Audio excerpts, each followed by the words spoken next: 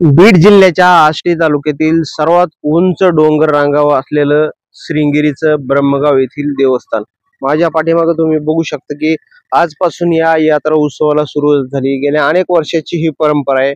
कशा पद्धतीने इथली यात्रा असते, किती दिवस नेमकी यात्रा असते, इथं कसा एकूण माहोल असतो, चला तर मग पाहूयात याबाबतचा एक खास रिपोर्ट।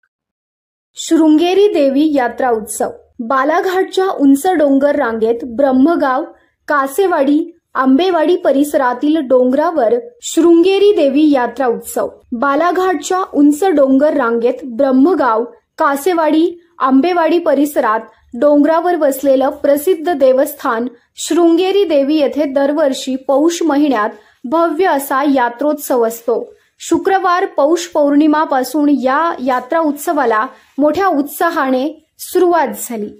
हे आहे बीड जिल्ह्याच्या आष्टी तालुक्यातील आष्टीपासून 12 किलोमीटर अंतरावर वसलेलं प्रसिद्ध बालाघाटच्या डोंगर रांगेतील श्रृंगेरी देवीचं देवस्थान। पौष पौर्णिमा ते पौष अमावस्या अशी 15 दिवस यात्रा असते। ब्रह्मगाव, कासेवाडी, आंबेवाडी परिसरात मोठ्या प्रमाणात ज्वारीचं पीक घेतलं जातं। शेतकरी आपल्या शेतात कामाची लगबग सुरू असताना, कुणी शेताला पाणी देत असताना, शेतामधून येताना जाताना परिसरातले हे वास्तव दिसून येतं। अशाच काळात आष्टीपासून श्रृंगेरी देवी गडाकडे रस्त्याने ये जा करणाऱ्यांची लगबग मोठ्या प्रमाणात सुरू असते। उंच डोंगराकडे जाणाऱ्या घाटातून भाविक भक्तांच्या रांगा सुरू असतात। यामध्ये कुणी टमटमने, कुणी गाडीने, कुणी बसने, कुणी सायकलवरून ये जा करताना दिसून येतात। शाळा कॉलेजची मुलं यात्रेला आवर्जून येतात। या देवस्थानाची आख्यायिका सांगितली जाते की शृंगारराव निंबाळकर नावाचा एक भक्त ब्रह्मगावामध्ये राहत होता। हा भक्त दर महिन्याला तुळजापूर देवीच्या दर्शनासाठी जात असे। अनेक वर्ष हा भक्त प्रत्येक महिन्याची वारी करू लागला। पुढे या भक्ताचे वय झाल्यामुळे तो एक दिवस देवीला म्हणाला, देवी आता मी तुझ्या दर्शनाला येऊ शकणार नाही, माझे खूप वय झाले आहे। यावेळी देवी म्हणाली, मी तुझ्या गावाकडे येणार आहे। त्यानंतर भक्त हा आपल्या ब्रह्मगावाकडे निघाला। परंतु देवीने असं सांगितलं, तुझ्या पाठीमागे बघतील त्याच ठिकाणी मी प्रकट होईल।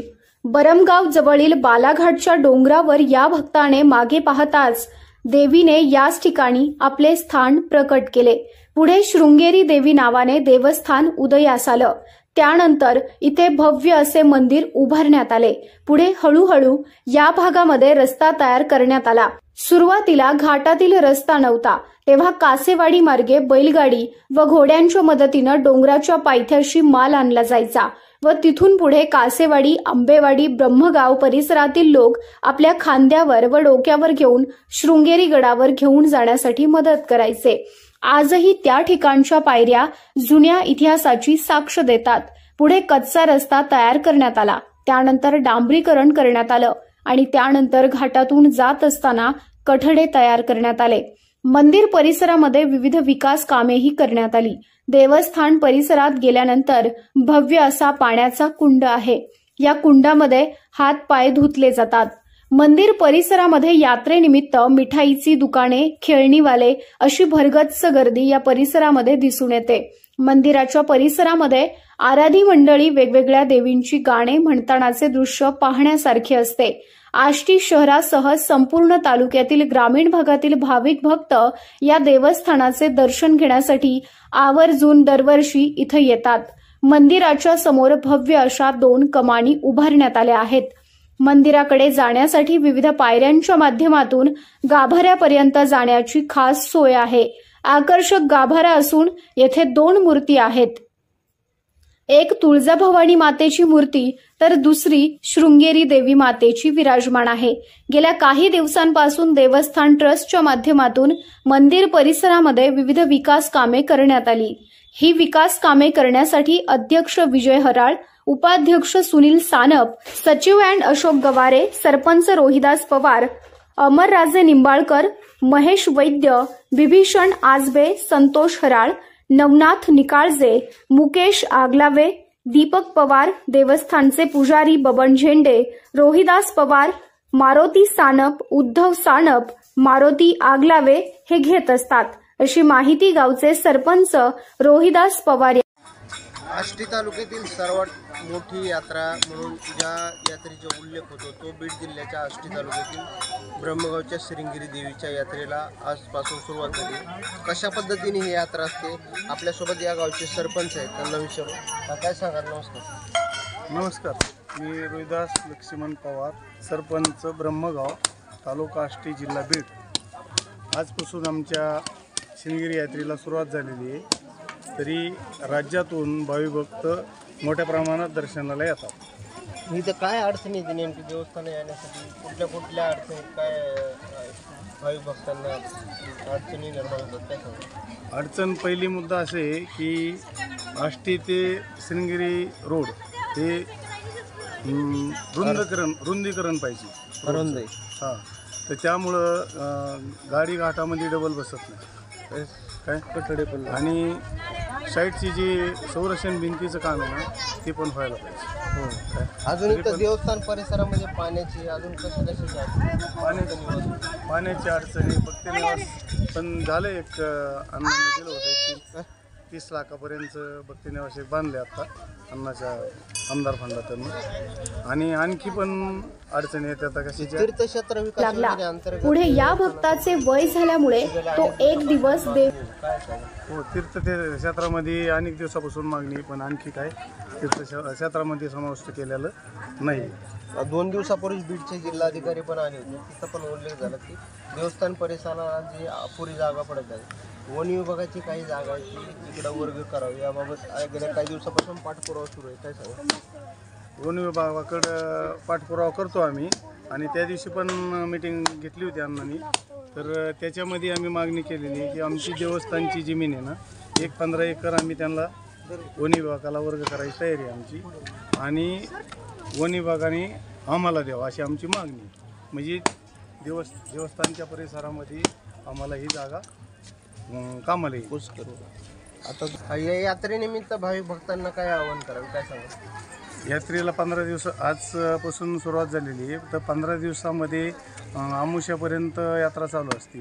तर त्या परिसरामधील आष्टी तालुका असन, बीड जिल्हा असन, त्या पूर्ण परिसरातील मोठ्या प्रमाणात लोकांनी यावं असं आवाहन करतो। अजूनही काही आपल्यासोबत ग्रामस्थ त्यांना विचारू, काय सांगाल? किती वर्षाची या यात्रेला परंपरा आहे? कशा पद्धतीने हा यात्रा उत्सव सुरू असतो काय सांगा?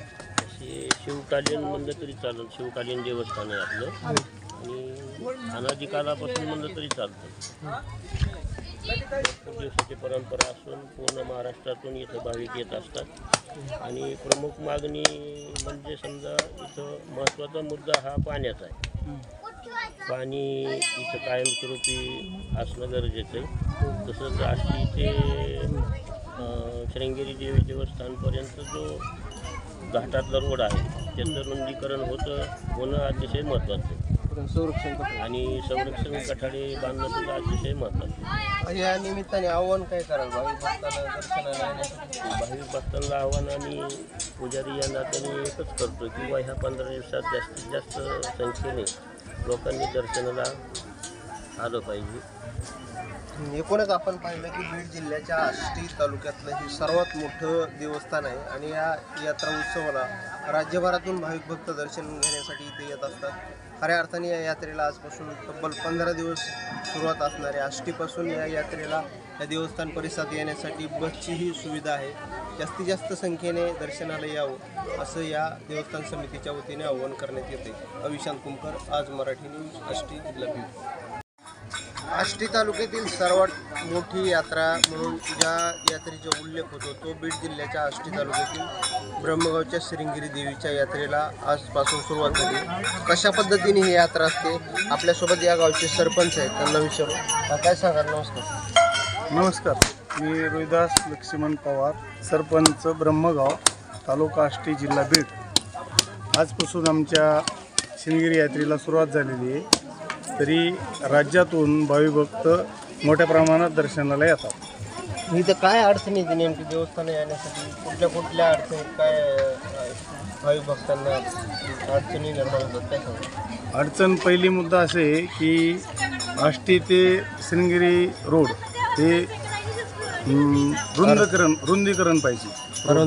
हां, तर त्यामुळं गाडी घाटामध्ये डबल बसत नाही काय कठडे पण आणि साईडची जी संरक्षण भिंतीचं काम आहे ना ते पण व्हायला पाहिजे. काय? अजून इथं देवस्थान परिसरामध्ये पाण्याची अजून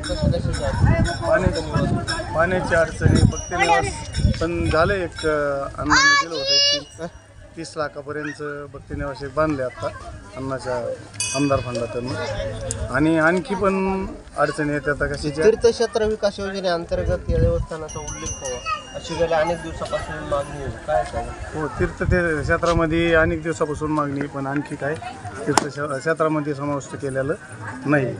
2 दिवसापूर्वी बीडचे जिल्हाधिकारी पण आले होते. तिथं पण उल्लेख झाला की देवस्थान परिसराला जी अपुरी जागा पडत आहे वन विभागाची काही जागा आहे की इकडं वर्ग करावी याबाबत गेल्या काही दिवसापासून पाठपुरावा सुरू आहे. काय सांगा? वन विभागाकडं पाठपुरावा करतो आम्ही आणि त्या दिवशी पण मीटिंग घेतली होती अण्णांनी. तर त्याच्यामध्ये आम्ही मागणी केलेली की आमची देवस्थानची जमीन आहे ना 15 एकर आम्ही त्यांना वन विभागाला वर्ग करायची तयारी आहे आमची आणि वन विभागाने आम्हाला द्यावं अशी आमची मागणी.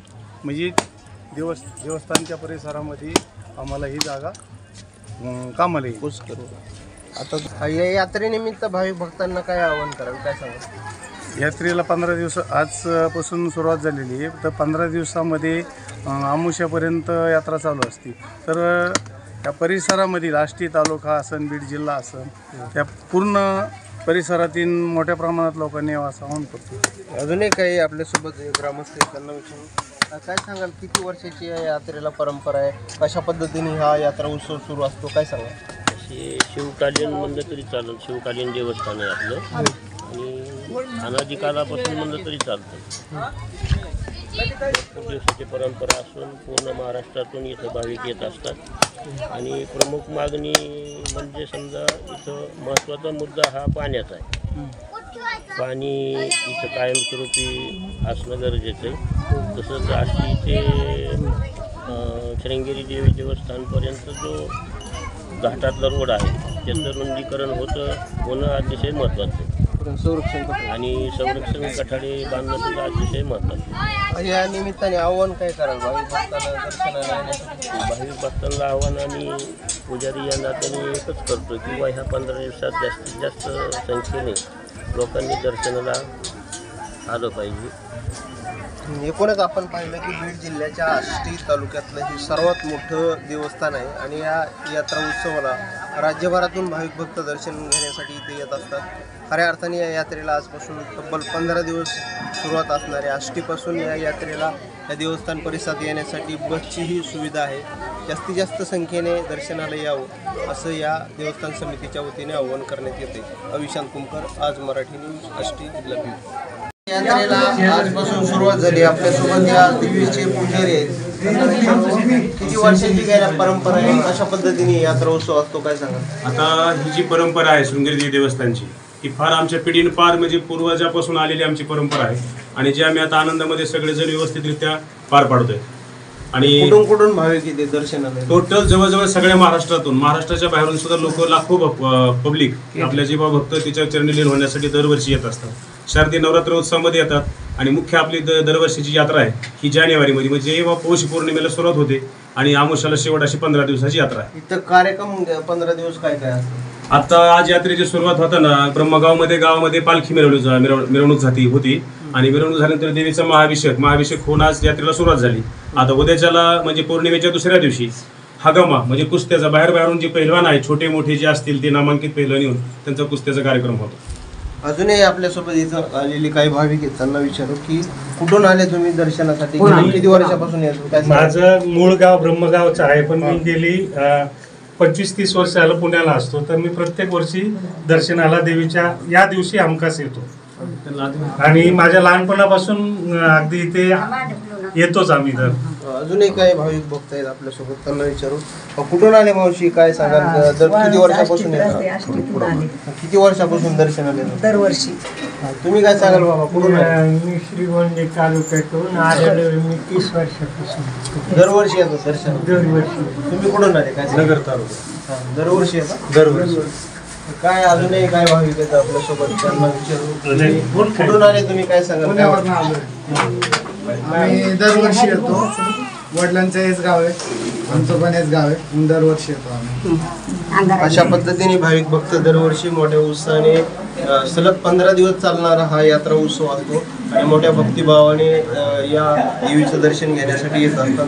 आपण बघू शकतो की या गाभाऱ्याच्या परिसरामध्ये दर्शनाला सुरुवात झाली. सकाळपासूनच मोठी गर्दी या मंदिर परिसरात असल्याचं पाहावयास मिळत आहे. अविशांत भोकर, आज मराठी न्यूज, आष्टी, जिल्हा बीड. अंजली दामिनीला धमक्या, कोणाला धमक्या? मला सुद्धा एक मेसेज आला, तुझ्या टिंब दम आहे का? आता हे कोणत्या मापकाने तपासायचं? सिंपल पेंडुलम आहे का? कोणतं यंत्र आहे हे तपासायला? जाऊ द्या, मी त्याच्यावरती जाणार नाही, पण हे औलादी कसले आहेत? हे असले पिलावळ कशी सांभाळता? अरे आमच्यात दम आहे का? आहे ना, म्हणूनच बोलतोय ना. बिगर दमाचा नाही, दम आहे. एक नाही 2 सांभाळतोय. तू काय समजून सांभाळायला? हा, दोन्हीला 3 लेकरं आहेत, तू नको सांगू मला.